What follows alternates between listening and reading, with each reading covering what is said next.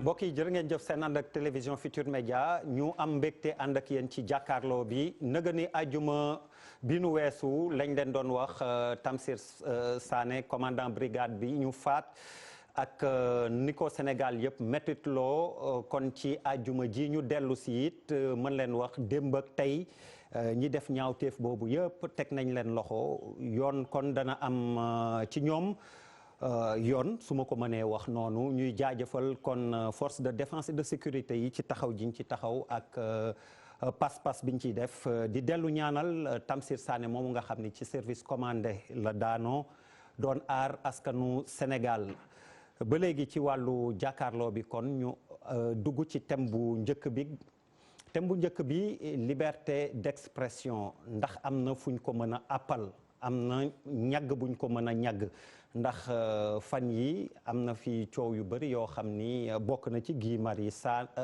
Sagna bokk na ci tamit journaliste bi di Adama Gaye caabi féete na leen ginnaaw te ñu bëri jàpp nañ ne loolu moo leen ko yóbbee ndax lu war la ci démocratie ndax tamit ni ñuy wax dafa am àpp wala dañ ko ñagg liberté d'expression boobu ñu am mbégte ànd ceek maître Amadou Ali Kane ñëpp xam nañ ko ci wàllu yëngoom li muy def ci taxaw ak yelleefu doomu aadama gannaaw layookat bi mu doon te it xam-xamam ñëpp ràññee ko ci amul naatable maître ñu ngi lay nuyu.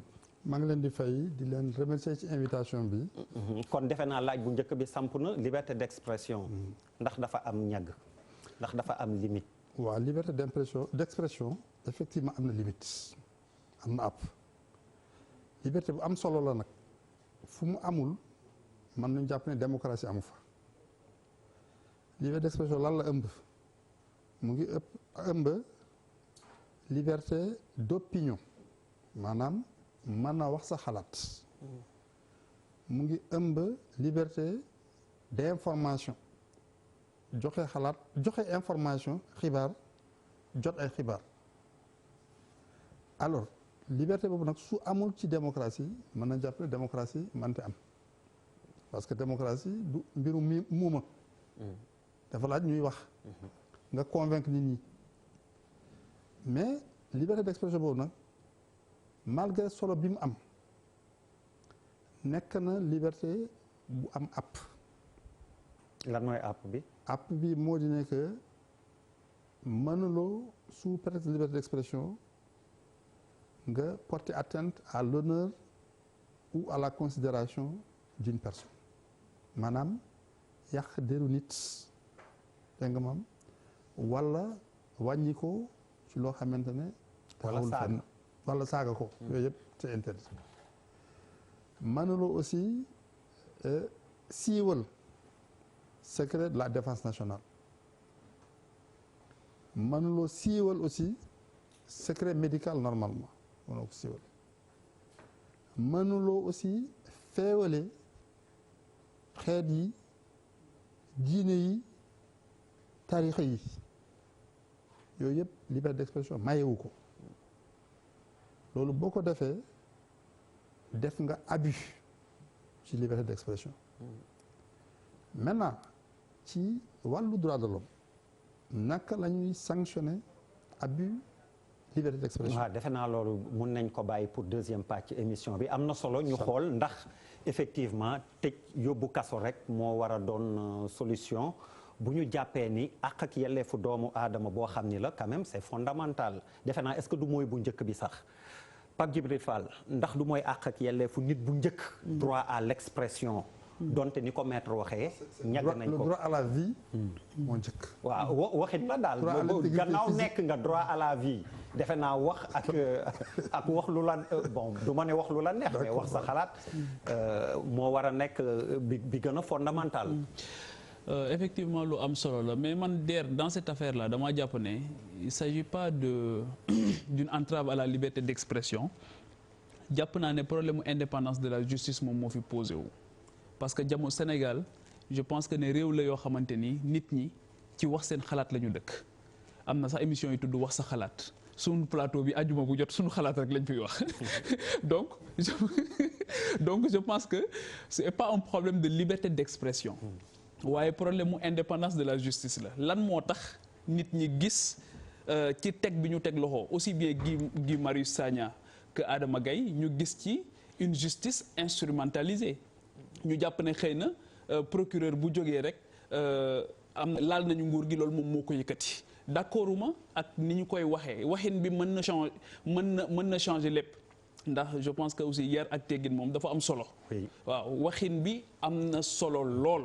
ni nga koy waxee ak ni ngay def ba comme ni ko maître waxee doo atteinte à l'honorabilité d'une personne wala à la considération d'une personne c'est un autre débat.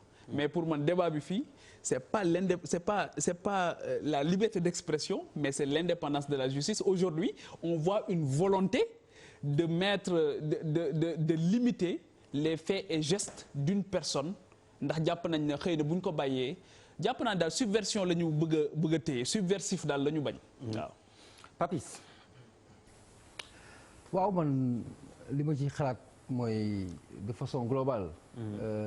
en rapport avec ce sous-titre bi liberté d'expression. Quelle limite oui. xam nga la vie elle est elle-même limitée. adduna bi dafa am ay limites dafa am loo xamante ne xel la koy nangu xel du ko nangu.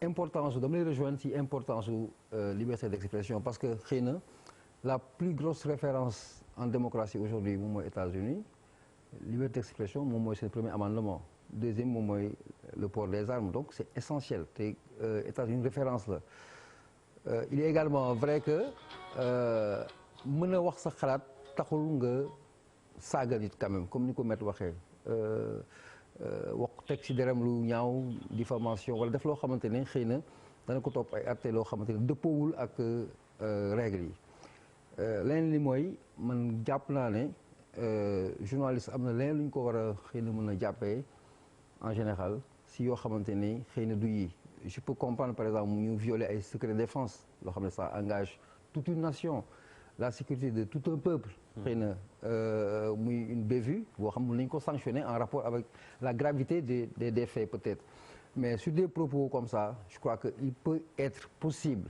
aujourd'hui d'avoir un dépassement parce que plus moo tax Papis ni ma doon wax maître il faut que ñu càmbar tamit xeeti daan bi nga xam ni dinañ ko ci mën a indi ndax est-ce que tëj ràpp kaso kese mooy solution bi effectivement non fa laa bëggoon ñëw encore que da ngay il faut être légaliste parce que quand la personne visée se sent mais atteinte am na aussi droit dem justice wala utiliser li nga xamante ne justice dëkk bi moo ko may ça on peut pas le lui refuser mais damay wax de façon globale puisqu'il s'agit d'expression d'un journaliste qui a sorti des mots baax na baaxul war na am parallèlement peut-être un sursaut de dépassement boo xamante ni dina war a mun a bañ a yegg foofu. D'accord. waaw tout en ne cautionnant pas que mu nekk journaliste que mu nekk quel qu'il soit nu mu mënti doon nit waroon yëkkati ay kàddu yu ñaaw wala yu amul di ko teg ci kaw der mais démocratie bi ñu toll aujourd'hui et je donne l'exemple de Maître Abdoulaye Wade par exemple c'est vrai qu'il est arrivé ñuy am ay cas yu mel noonu mais souvent li nga daan dégg ci propos yi ci rajo yi li ngay dégg ci góor gi en général il laissait passer parce que xëy na niveau moo fa tolloon wala démocratie moo fa tolloon et je ne sais pas si est-ce que c'est le président qui veut qu'on fasse des sanctions wala ce sont les techniciens wala autorités judiciaires ñoom ñooy bëgg dans le cas d'espèce on a entendu le ministre de la Justice dire qu'il prenait ses responsabilités. Bouba, liberté d'expression.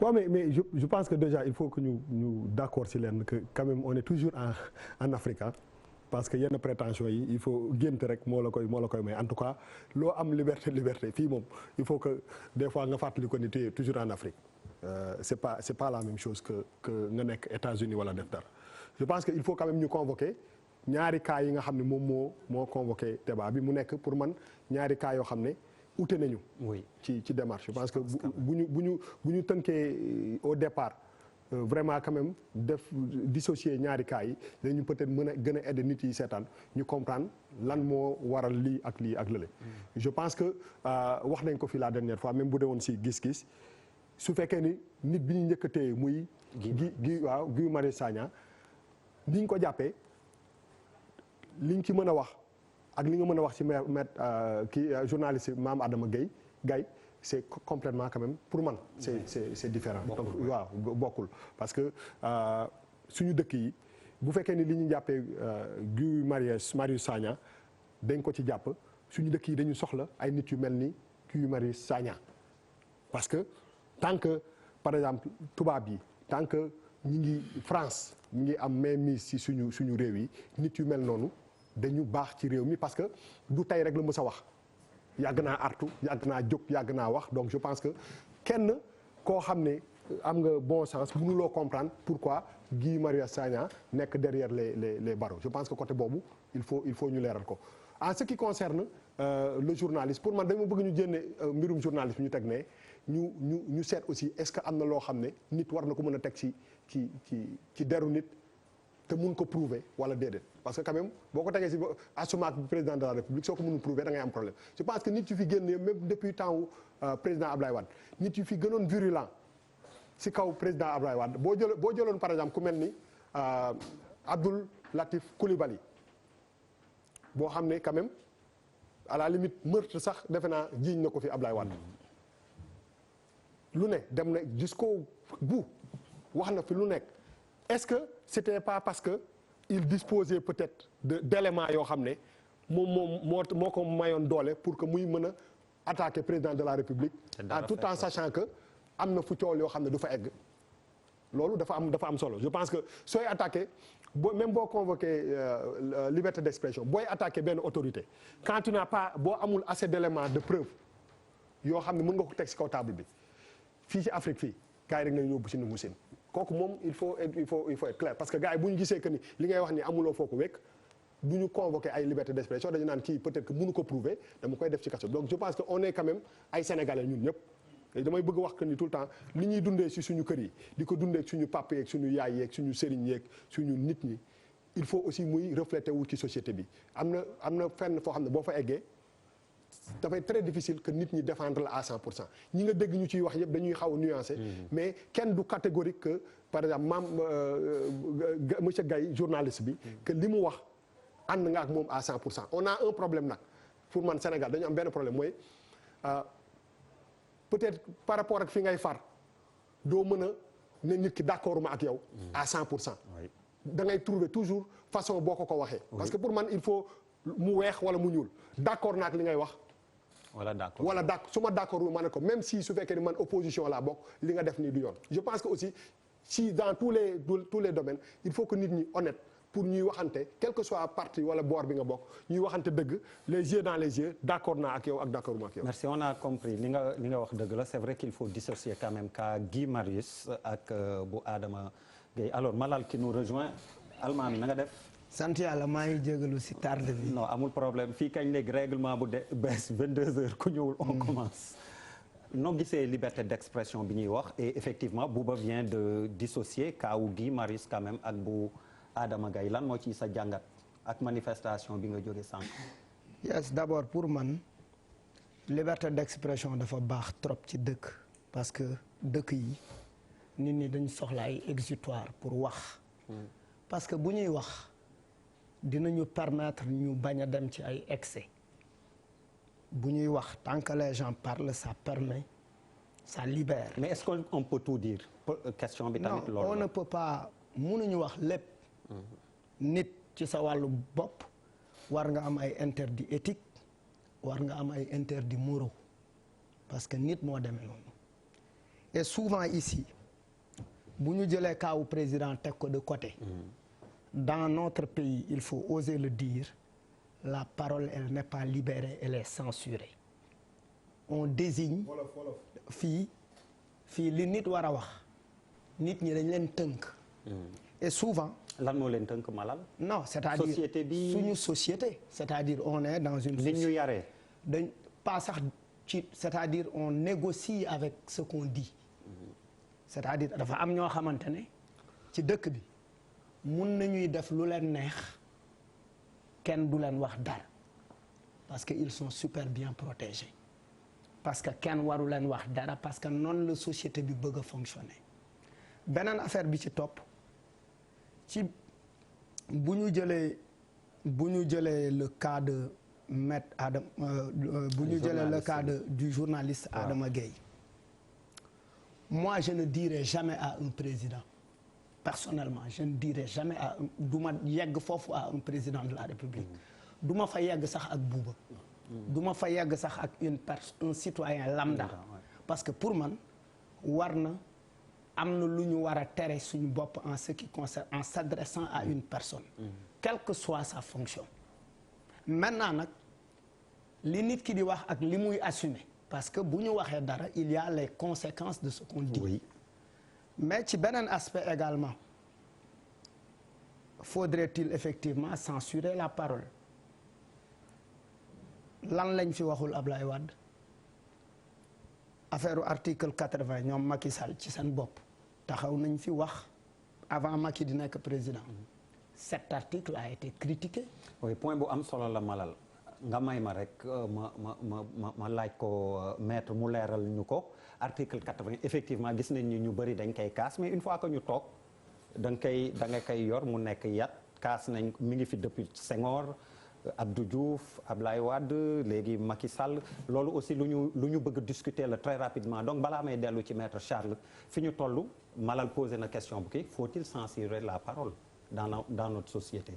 mais ñu ngi koy censurer ci moom la nekk man je suis scandalisé de mettre en prison Adama Gueye et Guy Marius Sagna c'est un scandale là je l'assume dëkk bi nit a fi toog ci télévision ci YouTube di saaga ku ka neex du benn du ñaar du ñett du ñeent du juróomu nit président tout le monde a eu kan ngay wax mais attendez quand même c'est-à-dire c'est même pas la peine de dire des noms ou c'est un pays où il y a ce qui est valable pour tel n'est pas valable fii la nekk wala bitim réew dama la ne Assane Diouf fii la toog di fi saaga et ce n'est pas le seul saaga ñëpp on l'a pas arrêté pour ça on l'a pas arrêté pour ça pour leneen lañ ko arrêté wala am nañ information mais xam nañ pourquoi ñu arrêté ko mais bi mu koy def mi ngi woon bitim réew dama ne ñëw na Sénégal luñ ko arrêté wuñu ko pour loolu pour leneen lañ ko arrêté boo nekkee Sénégal mun nga wax boo nekkee feneen boo nekk ci Sénégal fan lañ ko teg mais à part ça ñeneen saaga nañ fii tous les jours mais buñ doon tëj mais 10 millions 15 millions de Sénégalais boo moytu lañ tëj tous les jours ñu saagante suñu biir dóorante suñu biir fan lay mujj Sénégal dépassé na loolu si wàllu démocratie dépassé na ko on n'enferme pas quelqu'un pour yii c'est une aberration de notre démocratie dañu ne liberté d'expression mais liberté d'expression du liberté absolue amul limite c'est pas qu'on va discuter les limites existent elles sont régies par des lois Sénégal mu am benn convention des droits de l'homme boo xamante ne elle date de 1948 Sénégal ratifié ko si biir loolu moo am benn pacte international maître du ma bàyyi ma kii l'article 19 qui confine et qui donne des restrictions sur l'intérêt public sur les droits privés les droits des personnes loolu yëpp les droits de la personnalité dafa am loo xamante ne da nga koy teral sa bopp parce que mu ngi fi. mais Charles est-ce que c'est dans notre culture quand même parce que ce que tu dis là c'est l'acceptation quand même des injures et des insultes comme ni nga wax souvent Malal parce que on est d'une telle fumisterie dans ce pays fii da ngay toog ci biti nga wax benn gars mu nekk dans la voiture nga wéy da lay saaga ça waaye quand tu vois fii le pot de café là que l'on prend des machins si biti lañ koy sandi on a un problème comportemental. mais donc Charles si je te comprends tu es d'accord pour qu'on s'insulte quoi. non c'est pas je suis d'accord pour qu'on non attends non j'ai dit non je veux pas être trivial non, mais voilà c'est ce que je dis c'est très facile d'air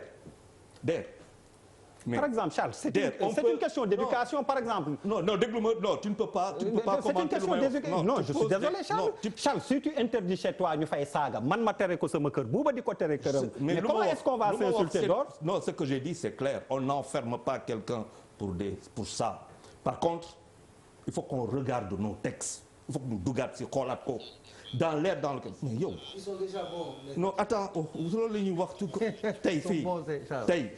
mais il y a des amendes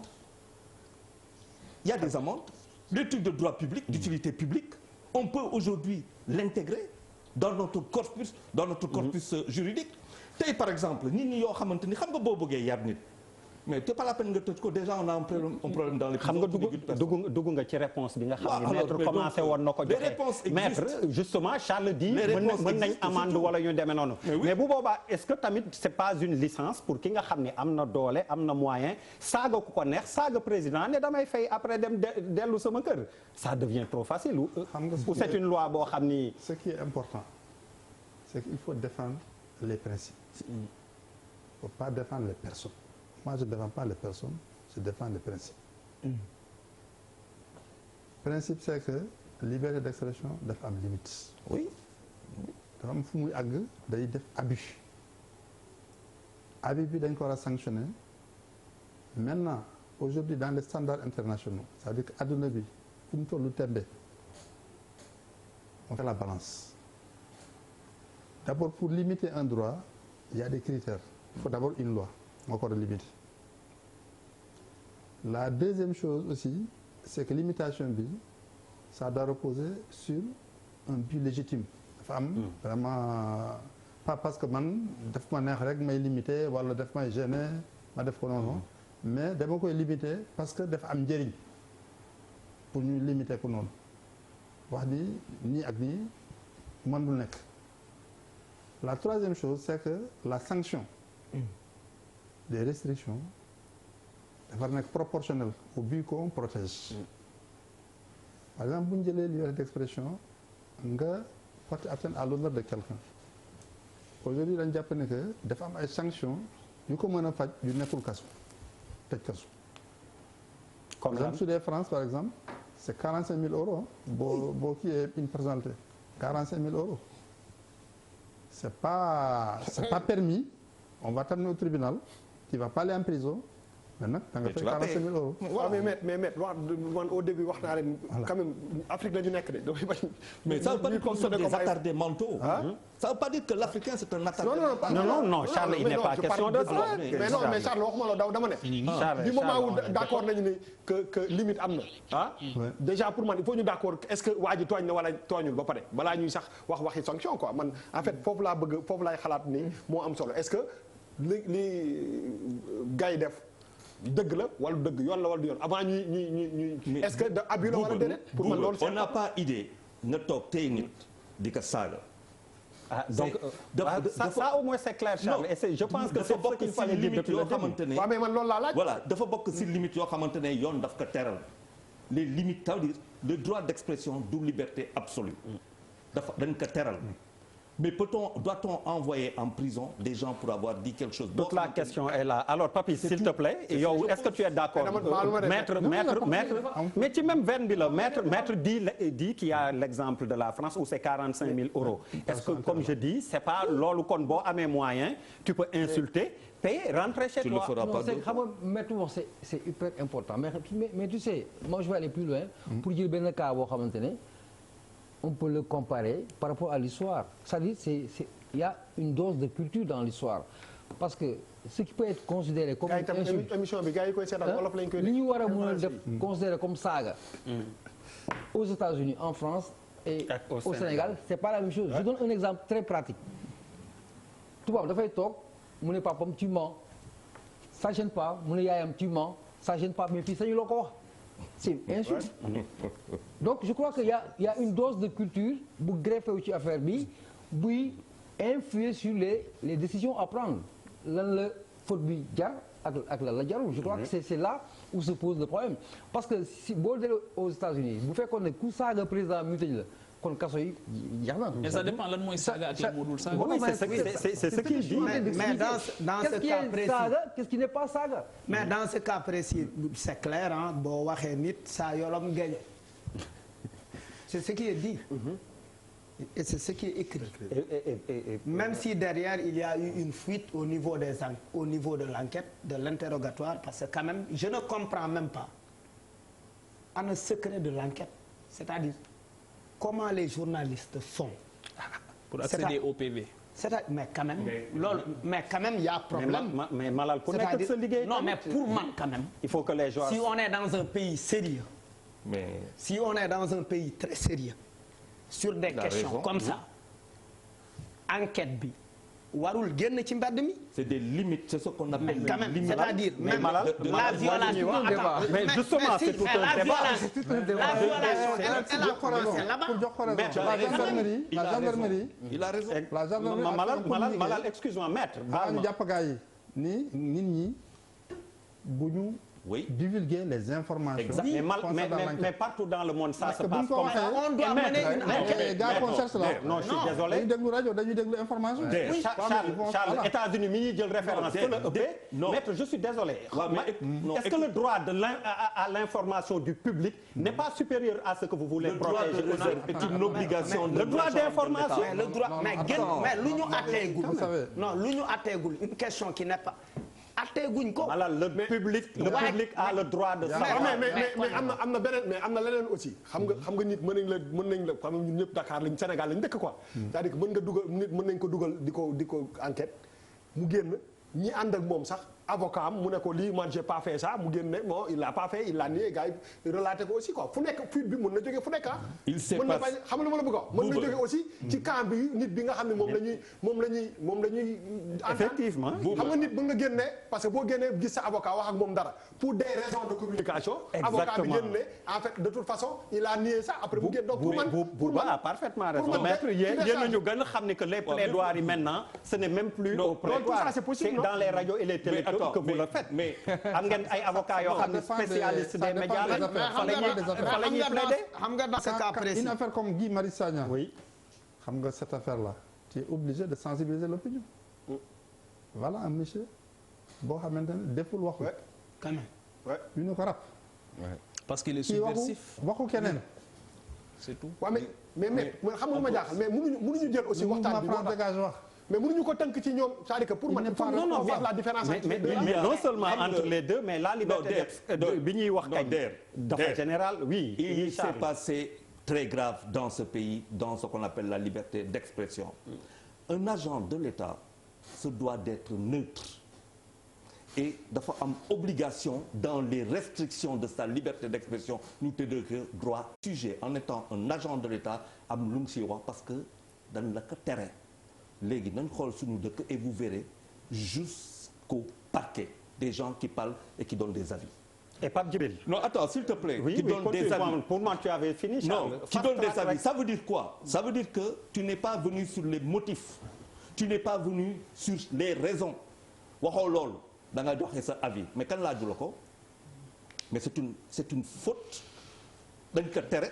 droit d'expression limite daf la ko tere l'article 19 du pacte international de ce point de vue daf ko tere gis nañ ko fi et il y a pas très longtemps ça veut dire quoi moi ce que je dis lu may wax dafa yomb mënuñu leen pour maître Kane wala Charles ñoom dañuy ne rëq seen ndigg Papis Bouba wax ñu toog seetaan leen 2 poids 2 mesures yooyu moo fi am te on le dénonce.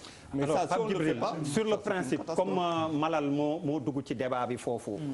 avec ni muy wax les enquêtes souvent ñun journalistes ñi ñuy lijjantee mais rapport IGE bi temps yëpp du loolu lañ doon wax. ñuy rafetlu ni ñu ko publier. comme Charles tu convoques ak maître les principes sur les principes mënuñu applaudir boobu ne dañuy dénoncer bi. non en fait man li Charles daanele mooy rupture d'égalité bi am je pense que aussi loolu c'est fondamental parce que cas yu am yu bari lu ci bari gis nañ fi le cas de Penda Ba taxawoon wax lu ko neex gis nañ les conditions dans lesquelles yu mu génn kaso. gis nañ fi Ouleye Mané. gis nañ aussi comment ça s'est passé gis nañ fi kaw Guy Marius Sagna mooy bi ñuy wax ni gis nañ fi kaw Adama Gaye tey ak yeneen yoo xamante ni dañuy dafa mel ni parce que li gën a am solo. mooy ressenti bi ak perception bi nga xamante nit ñi dinañ ko am ak lan mooy yëkkati le procureur de la République souvent donc rupture d'égalité boobu ak combattre pour man illégalité kenn du ko combattre ak illégalité tey lan moo tax ngay jëli nit koo xamante ni da nga wax ne dafa tooñ nga dem këram fëgg ko 5h15 li ma doon wax keroog ci émission bi fii mooy ñun fi ñu toll ak dignité humaine loolu moom moo doy waar doomu aadama ci boppam lañ joxul benn gëdd ni ñuy toroxale nit ñi fii moo doy waar lan moo tax ngay dem jëli nit tey donte dafa tooñ nga dem fëgg këram 5h15 indi ko teg ko mu toog ba 12h nga doog ko entendre nga jël ko yóbbu ko foo xamante ni tey à la base muy rëbës 600 personnes la waroon jël 600 personnes tey Rebeuss officiellement mu ngi jël 2800 personnes. benn chambre 260 personnes avec 2 toilettes les gens dorment par intermittence. je pense que ne bala ñuy wax liberté d'expression. bala ñuy wax tey jii indépendance de la justice ak yooyu mais cas yooyu aussi c'est les droits humains. droits humains rek mais nag mais tout est lié. oui. tout est lié moo tax ma ne problème bi fii du problème mu liberté d'expression man li ma jàpp mooy problème mu indépendance de la justice. parce que bu fekkoon ne justice bi tey dox na xëy na ni mu war a doxee ba ñu jàpp ne képp ku ñu jàpp parce que poursuite procureur dafa nekk par procuration askan wi la fa nekkal yow mun sooy def dara da lay leer ne lii xolu nit ñi daje nañ ci ne intérêt général la. république combat la boo xam dañ ko mener pour faire triompher l'intérêt général. c'est une révolte contre les injustices et les échecs. loolu moo tax waruñu ko caaxaane donc li nga wax nii par rapport ak rapport IGE bi rafetlu wuñu ko. c'est-à-dire que du man gisuma fi ñoo xam dañ ko rafetlu. dañ ne débat bi du ndax rapport bi génn na wala génnul. dañ ne rapport bi ndax li mu wax am na wala amul. et c'est d'intérêt public. et c'est d'intérêt public. la même chose li ñu wax ci rapport boobu mais c'est la même chose avec le rapport de Khalifa Sall. c'est la même chose c'est-à-dire que li ñu ciy naqarlu yëpp mooy par moment dañuy constater ne y a une rupture d'égalité dans le traitement des citoyens. alors Charles peut-être une question boo xam ni dina gën a leeral sa position pour yow li ñu bind jar na plainte bu doon yow di nga plainte wala doo plainte wala da ngay bàyyi mu jàll. si jamono ou alors dañuy dem ci ni ngay wax les peines de substitution. lan moo ciy sa gis-gis. su ma gis-gis mooy il faut que ñu xoolaat suñuy textes yi. mënuñu emprisonner nit pour wax ça me dépasse président ça veut dire Abdoulaye Wade amul luñ ko yekkulul saag façon bu ne dégg nañ ko Abdou Diouf amul luñ ko yekkulul tu sais c'est bien nga jël avion présidentiel nga dem. mais ñoom it article nañ 80 de. oui ils en ont fait mais ça veut dire article 80 nañ. mais gis nga maître wax na ko fi sànq dafa am loo xamante ne c'est facile à régler ce pays là.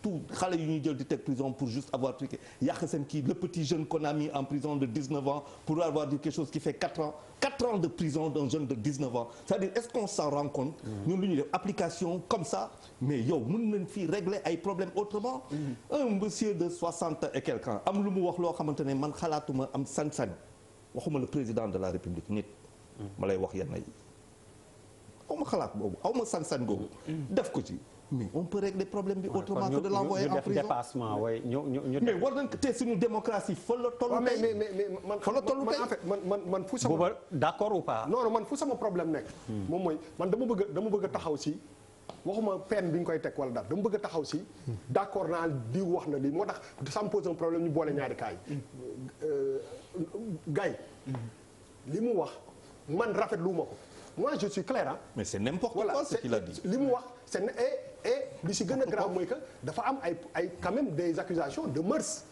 il faut ñu wax xam nga bu ñu doon wax non bu ñu doon wax mais Bouba Ablaye Wade waaw mais Malal dama bàyyi non Malal booy wax dama lay bàyyi nga wax non waaw mais bàyyi ma egg foog ñu dog la waaw mais attends Bouba foog ñu lay dog waaw mais non yow tam da nga fexe ba booy wax su ma la dogee nga nangu foog ñu lay dog non non léegi doo ma dog sax dama non du ma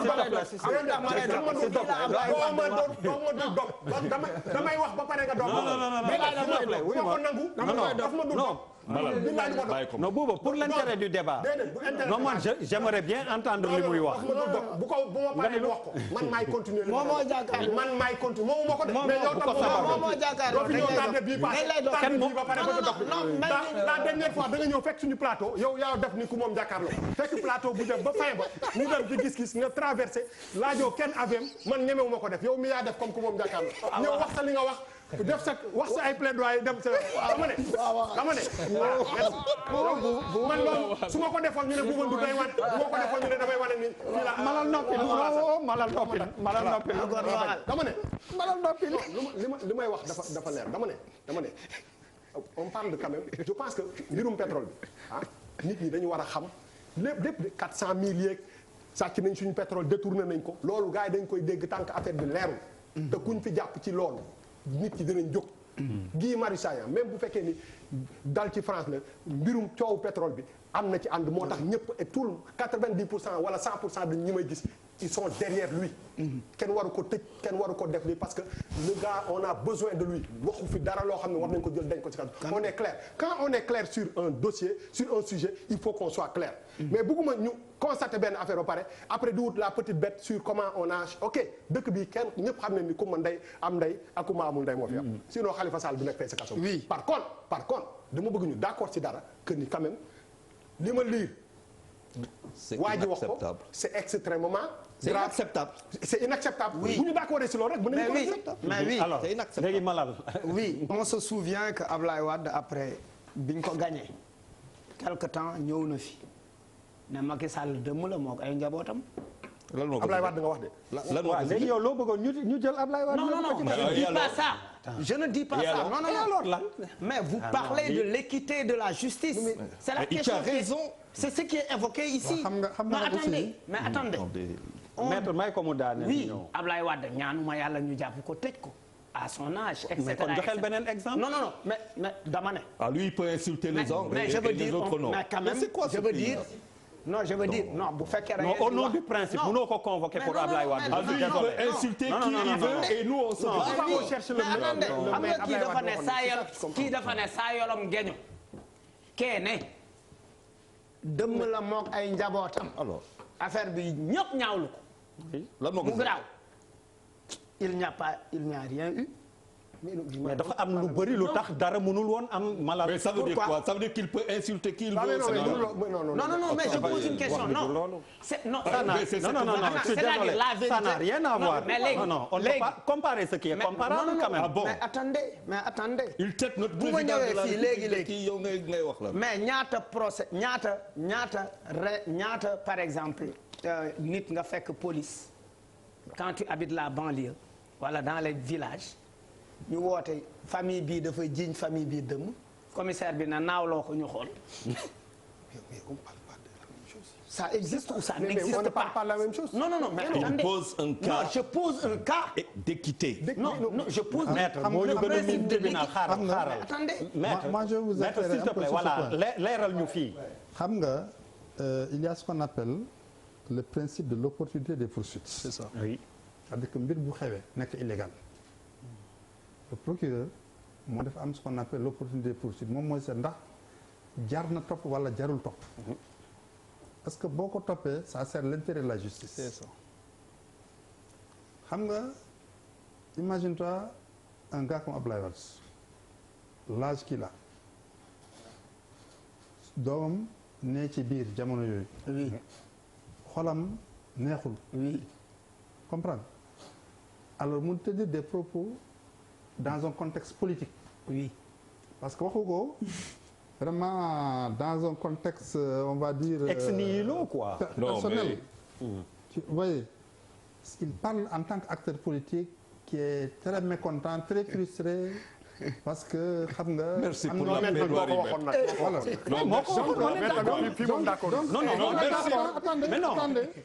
mais non ce qui dit c'est compréhensible. merci maître pour la plaidoirie. Vous avez chaque jour le bazar dans la rue. oui. non c'est vrai. Oui.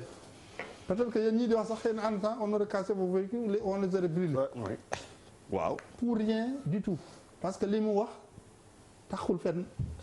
waa ji dëmm la mais il ne du dëmm comme tu dis su doon dëmm na ko naaw donc c'est des propos à la limite pour rire. mais je dirais saa yoolom geño est-ce que tax na mu nekk saa yoolom geño. mais par contre xam nga moi ce dossier je ne suis pas à l'aise c'est pourquoi. oui. parce que en tant qu'avocat je suis soumis à une déontologie yéen vous pouvez en parler comme vous voulez. mais moi un dossier où des avocats sont conçus défendre quelqu'un. oui. je ne peux pas venir à la télévision. di wax compliquer leur tâche. oui. vous comprenez. donc moi je préfère m'limiter aux xam nga li mu wax nii sax junj doy na borom xel. non mais loolu laa la wax il ne veut pas compliquer la tâche à ses. junj doy na borom xel. non yow tam bu ko wax loolu wax li mu wax kañ c'est clair. non ma ko li mu wax li mu wax rek si. non je me répète. wala dafa dégg wolof. bàyyi ko mu waxal boppam quand même li mu wax wolof la. bàyyi nga wax loo ko li mu waxul. baal ma répété loolu de. bëgguma wax joo xamante ne. waaw amaana mën na gêner. aussi comme aussi mën na bañ a gêner. doo dem. après nous avoir fait la plaidoirie de la très brillante plaidoirie pour maître Abdoulaye Wade. D'ailleurs ay avocats mais Charles li mu wax c'est acceptable et compréhensible. Maintenant la deuxième chose où je vous rejoins. waaw c'est sur la proportionnalité. tëj bi dafa ëpp fii. dafa ëpp. pour un oui ou pour un non on te prend on te met en prison. dafa ëpp. alors que amoon na yeneen pexe yu mënoon régler loolu. voilà pexe yooyu tamit ñu ngi ciy wax. da ngay amel nit xaalis. def ko ay proposition pour fay ko. mais normalement on devait pouvoir faire un truc seet ndaxte nga fay. mais justement c'est pas la peine d'amener en prison. ay yomb de kaso bi. Pape Djibril donc on revient à l'éternel débat ndax li muy wax 600 personnes ou je sais pas combien de personnes. li muy wax donc on est finalement d'accord que du ma ne peine de substitution mais comme ni mu wax ku diffamer wala nga saaga wala nga kii nga fay. sanction pécuniaire rek. oui fay laal poste bi rek. fayati xëy na doo ko defaat. waaw laal poste bi rek. laal poste bi. wala en utilité publique travaux d'utilité publique wala ñu jël sa passeport téye ko.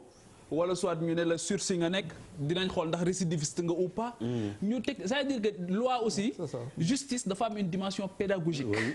didactique réew lañ yoo xamante ni pour man dañ ñoo war a yar ci lu baree bari. avant la répression il y a l'info il y a la sensibilisation mooy fii mag mooy réew moo xamante ni liñ naan nul n'est censé ignorer la loi ay ñi xamul droit ak a bari ñi xamul yoon ba ci seen secteur d'activité législation ba fa nekk xamuñu ko te boo demee tribunal nga toog di nga gis 90% dossiers yi ñu ci bari ñàkk xam yoon moo tax ñu daanu ci guuta am na ñu ko xam di ko transgresser mais am na si ñoo xamante ni xamuñu ko loolu ñuy wax portabilité de la loi tey jii ministère de la justice mais avec un ministre de la justice boo xamante ni wala un ministère de la justice boo xamante ni la part bi ñu la alloué ci budget général bi tourne autour de 2%. Qu'est-ce que tu peux faire loolu mooy chantier du ministère aujourd'hui de la justice mooy fexe ba nit ñi xam yoon fexe ba nit ñi xam les sceaux de la République fexe ba xam rapport bi ñu am ak ñoom pour man loolu moo ëpp solo ñu topp page Facebook yi di ko épier guddi ak bëccëg. xam nga fu ñu j'ai vécu benn affaire bu doy waar. dama nekkoon Suisse quoi Genève aéroport. nekk Genève benn Suisse nekk sama kanam quoi jox son passeport pour voyager. dafa jox passeport bi gars mi teg nii rek femme bi ne ko vous avez une amende de temps que vous n'avez pas payé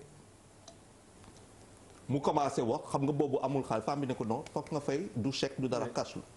c'est pour te dire une démocratie avancée. ñun lu ñuy def dañuy teg quand ça nous arrange ñu jël ñu noppi quand ça nous arrange pas ñu jël ñu tëj fii lañ fi wax benn journaliste dans le cas de BBC kenn xamul ban journaliste la mbir baa ngay leer. mbir baa ngay leer fii lañ fi tudde benn journaliste qui a 2 traîtres kenn ki il est dans le gouvernement peut-être keneen ki journaliste mbir bi leer na ci som bopp léegi leer na Guy Marius Sagna par rapport ak lu mu fii kii yëpp mbir bi leer na fii laa fi toog ne leen réélection Macky Sall démocratie on va sentir ça et man je suis convaincu que si loolu la nekk ci jamono yi. Alors peut-être ñu jeexal sur l'article 80 Bouba pour avancer l'article 80 qu'on a évoqué pour le confrère est-ce que tamit mi ngi fi depuis Senghor. ak offense aussi ak offense oui au chef de l'État aussi. oui mais moo ko yóbbu article 80 non nga xam ni le mandat de dépôt devient obligatoire automatique. Est-ce que loolu tamit même si loi booboo fi nekk justement est-ce que waruñu ko seetaat quand même. mais je crois que. li Papis di wax mooy te tant que le président de la République continue d'être chef de parti dafay gën a compliquer l'affaire bi. Et bien sûr. parce que bu fekkee entre acteurs politiques la mën nga attaquer le président Macky Sall ñu wax la nga ne mais chef de parti bi la. loolu moo taxoon le candidat Macky Sall dafa jëloon responsabilité am ne président de la République dootul nekk chef de parti mooy li ñu tudde woon fii réforme yi nga xamante ni gars yi demuñu ci ba tey te ci yooyu la ñu war a dem pour régler définitivement certaines choses article 80 bi instrument la boo xamante ni ku ñëw ni nga koy contester effectivement pourquoi point de chute marche yëpp nekk RTS mais parce que ñiy marche d'habitude wala l'opposition d'habitude classique dafay jàpp ne RTS est un bien qui appartient à tout le monde et qui est confisqué par le pouvoir ba nga xamante ni nit ñi duñ ci am accès mooy li Abdourahmane Diouf doon wax ci débat 31 décembre bi débat élection yi ne on se donne rendez-vous alors dans 5 ans la opposition di ñëwaat fii pour débattre mais tous les autres instruments yi nga xamante ni yëpp contribuable sénégalais moom moo koy financer dañ koy confisquer def ko un instrument idéologique à la limite de l'État qui est là yooyu nag sëriñ bi tant que réglé wuñ ko chaque jour débat bi day ñëwaat. bu ba sur l'article 80. mais man pour man parce que article 80 moom pour man en tout cas régime yi fi nekk ñëpp dañ ci abusé kooku moom bul sonal sa bopp. maintenant dëkk yi dañuy soxla ay nit yuy xeex dañuy soxla ay nit yuy wax dañuy soxla ay nit yu fiy teg seen bakkan mais bu ñu mënee yombalal ñi nga xam ne ñoo leen di jàppale aussi ba bañ a dépasser benn limite boo xam ne c'est très difficile que nit ñi jàppale la li ñu la war a jàppale quand même ça pose un problème. Je pense que nit bi nga xam ne dafa jóg pour xeexal kii bi aussi na xam fi ko yoon may mu bañ fa weesu pour que ëllëg quand même les gens puissent être derrière lui. Man j'aimerais bien que tey jii nit wax ci waxu pétrole bi kaas dugg na fi génne wax li ko neex ñu jàpp nit ñi ne kii dafa war a wax dafa am pour wax bañ a dugg ci ay détails yoo xam ne après même pour te défendre dafay indi ay problème. Malal pour terminer. Non, en fait, pour man je me rappelle de la célèbre phrase du célèbre refrain de BMG 44 wax ji daf ci wax foog am ku wax bul wax dañ soxla wax c'est important wax baax na réew c'est important pour man article 80 de manière radicale il faut l'éliminer ba pare banaliser ko bu ñu banaliser wax bu ñu ko banaliser ñu banaliser ko après finalement après les gens eux-mêmes s'éduqueront. Charles. man je ne vois pas comment lu ñu mën a offenser chef d'État d'ailleurs Nixon xam nga lu ko daaneel. bu doon amoon article 80 du mu sa daal. le Watergate. Bill Clinton son affaire avec sa secrétaire bu doon Afrique offense chef de l'État la ñuy dóor Sarkozy offense chef d'État la ñuy dóor c'est-à-dire il est très dommage que suñu démocratie Sénégal ak avancée historique yu ñu am en termes de xeex ay nit xeex pour la démocratie du Sénégal am na ñoo xamante ni ñu perte seen bakkan en 2012 ñuy convoquer l'article 80 pour emprisonner c'est la faillite d'une administration. Merci maître li ñu mais li ma ko mën a peut-être répliquer mooy. société yi mu cité yëpp. Elles sont pas plus intelligentes que moi. Maintenant, si tu considères qu'elles sont plus intelligentes que toi, c'est ton problème. xam nga le problème avec. yaa ko gisee noonu. Non, elles sont pas plus intelligentes que nous. non yarewuñ man ni ñu leen yare. On est bien. Il faut la démocratie. seen ay valeurs du samay valeurs. Non, je suis désolé mais booy wax démocratie amul démocratie amul deux définitions. Benn définition la am. Ou tu es un démocrate ou tu ne l'es pas. Justement, je vais pas être démocratie xam nga le problème ak ñaari délits yooyu offense au chef de l'État ak article 80 c'est que ce sont des infractions qui sont liberticides. Oui, c'est pas la démocratie. xam nga offense au chef de l'État bu ñu la ko dóoree. maanaam liberticide maanaam. dafa contraire ak liberté. dafay yombal téye nit. offense bu ñu la ko waxee amoo dara looy prouver. jeex na. waaw ki ñu offensé lañ ko offensé. yëg-yëg la rek preuve booy indi. yëg-yëg la. ba pare itam yëg naa ne offensé nga ma. ba pare itam procureur bu ne lañ la tëj ñu tëj la. waaw. comprendre donc y a ce problème là moo tax ñu ne président war nañu mën a protéger honneur am en utilisant d'autres incriminations comme la diffamation comme l'injure. Ça aboutit au même résultat. Dernière chose mooy article 80. Le premier article 80 c'est que xam nga dafa am un principe qu'on appelle le principe de la légalité. C'est-à-dire que le législateur il doit avertir avant de frapper. C'est-à-dire que bala ñuy teg daan. la répression il faut que d'abord ñu expliquer. lii dañ ko tere. boo ko defee dañ lay teg daan. Alors le problème de l'article 80 c'est que on dit acte et manœuvre de nature à troubler l'ordre public kenn xamul acte yooyu lan la manœuvre yooyu lan la donc mën nga def lu ne ñu ne acte la ak manœuvre la wax sax mën nga wax ñu ne acte la vraiment comme le gars là bi nga doon wax léegi xam nga moom dafa wax rek mais ñu ne bon c'est des actes. alors merci c'est un peu ça le problème quoi en droit ci wàllu droit waaw ci wàllu yoon voilà en fait man vraiment na gars yi bàyyi Guy Marius Sagna mu ñibbi këram waay. tout à fait franchement. quand même parce que pour man bu ñu ci waxee. même Adama Gaye. waaw mais Charles man maay wax de. oui moi je dis même Adama Gaye. waaw d'accord comme même je l'assume et il est inacceptable qu'on se taise sur cette affaire. waaw mais non kenn waxul kenn que les gens qu'on se taise on n'envoie pas des gens en prison parce que dañu wax lii c'est-à-dire Sénégal passé na loolu fii dañ fi toog saaga tous les jours ñu saaga la YouTube. tous les jours ñu saaga la Facebook tous les jours on m'insulte tous les jours. déedéet bés bi ñu ma non bu ma nit saaga loo ma waroon saaga ba nga touché sama honneur damay dem porter la plainte. vas-y va porter plainte. non oui tooguma rek ne waaw ñun ñëpp quoi buñ ñu mu ne la ay affaire nga ba am na da ngay dem ci yoon yoon ci ñëpp la fi nekkal non. nañ bàyyi Guy Marius Sagna. Charles, je suis d'accord avec toi avec tes exemples du Watergate de. mais attends notre sinon tu confrère penses Bob Woodward Sarkozy li ñu ko waxal mais. c'est parce que aussi c'était avéré et vérifiable. Deuxième partie. mais der non je pense aussi que la vie privée ak vie publique. surtout en journalisme vie privée dafay intéresser nit ñi askan bi opinion su fekkee ne. nekkin bi nit kooku am charge publique nekk dafa influer sur la charge publique donc aussi il faut que ñu def le départ. Deuxième partie.